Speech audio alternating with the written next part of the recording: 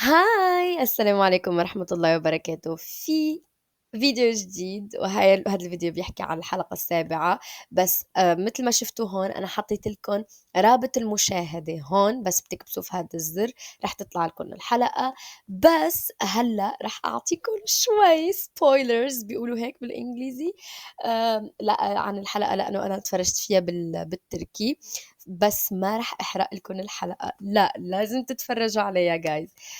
ف مثل ما قلت لكم لو بدكم الرابط بس بتكبسوا هون، رح احط لكم الرابط طبعا في الديسكريبشن وفي اول تعليق لحتى تلاقوه. بس هلا رح احكي لكم شو صار او شو رح يصير وعن شو رح تتفرجوا بدون حرق الاحداث.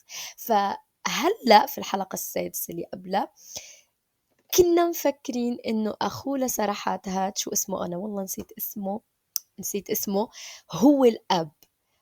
بس لما نتفرج على الإعلان الأول، باي ذا واي حطيت لكم الإعلان الأول بس كمان الإعلان الثاني بنشوف إنه توفى أو مات. فصدمة. يا جماعة هو مات وهو مانو الأب. يعني أنا عن جد فرحت لأنه المسكينة زوجته كانت عن جد بتحرق لي قلبي، عن جد تحرق لي قلبي. بس ما توقعت إنه رح يموت أبدا. بس مين بيعرف، يعني هذا المسلسل كله أحداث غريبة، يعني عادي إنه يطلع عايش ما حدا بيعرف. بس في الحلقة هاي رح نشوف إنه هو رح يموت. ومع الأسف الوالد قدر في الحلقة السابعة بدأوا يشيروا عليه، بس الظاهر إنه هي شخصية مقربة من زينب البطلة. خاصة لما قالت لبراك زوجته لسرحات، قالت له إذا بحثت عن والد قدر فسوف تحزنين كثيرا.